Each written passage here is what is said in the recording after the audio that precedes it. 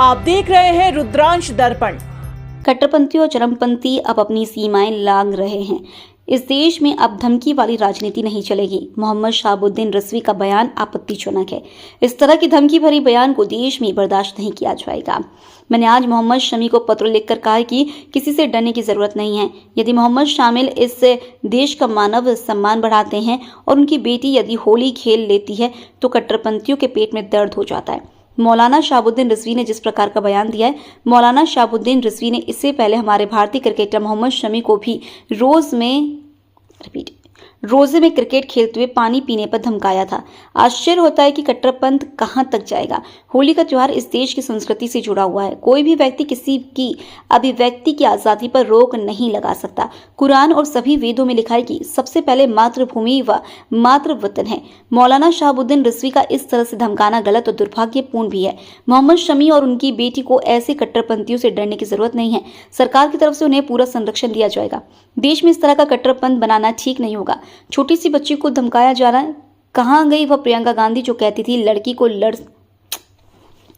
छोटी सी बच्ची को धमकाया जा रहा है। कहां गई वह प्रियंका गांधी जो कहती थी लड़की हूं, लड़ सकती हूं।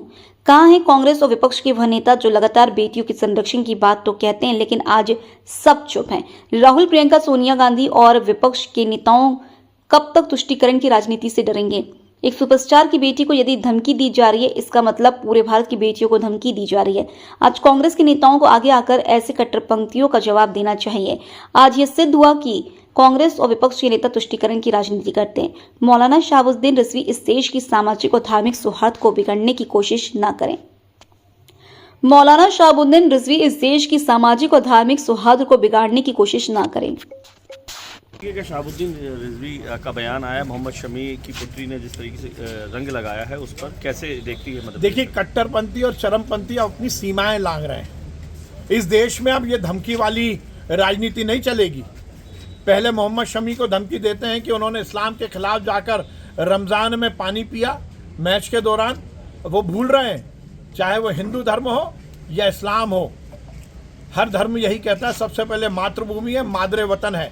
और मोहम्मद शमी जी ने जो किया वो इस मादरे वतन के शान के लिए, उसके सम्मान के लिए किया।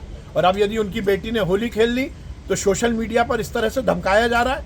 मोहम्मद शहाबुद्दीन रिजवी ने जिस प्रकार का बयान दिया है यह आपत्तिजनक भी है और खेदपूर्ण भी है। मैं उन्हें कहना चाहता हूं कि इस देश में इस तरह की धमकी वाली बयान नहीं चलेंगे। और मैंने आज पत्र लिखा है मोहम्मद शमी को कि कोई भी किसी भी तरह से डरने की और बचने की ज़रूरत नहीं है। यदि आपकी बेटी ने होली खेली तो इस देश की संस्कृति को याद रखते हुए खेली है। इस तरह से धमकी भरे बयान को इस देश में बर्दाश्त नहीं किया जाएगा। पर आपत्ति इस बात की भी है, क्या वो कांग्रेस के नेता कहाँ हैं, वो विपक्ष के नेता कहाँ हैं जो कहते हैं कि हम बच्चियों का संरक्षण करते हैं? वो प्रियंका जी कहाँ हैं जो नारे लगाती हैं लड़की भी हूँ, लड़ सकती हूँ? वो राहुल गांधी, सोनिया गांधी कहाँ हैं जब एक छोटी बच्ची को इस तरह से कट्टरपंथी धमका रहे हैं, उसकी हौसला, उसको किस तरह से हतोत्साहित कर रहे हैं?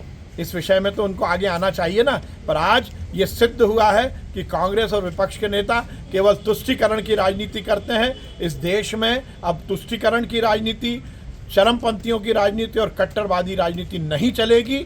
मैं मौलाना शहाबुद्दीन रिजवी को कहना चाहता हूं कि अपने बयान को वापस लें और इस देश के सामाजिक और धार्मिक सौहार्द को बिगाड़ने की कोशिश ना करें। आप देख रहे हैं रुद्रांश दर्पण।